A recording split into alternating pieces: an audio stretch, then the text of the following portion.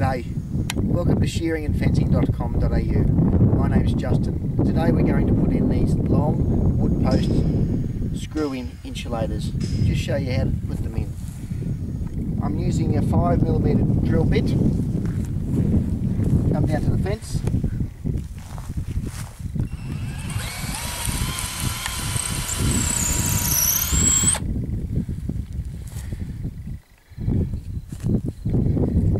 Screw it in.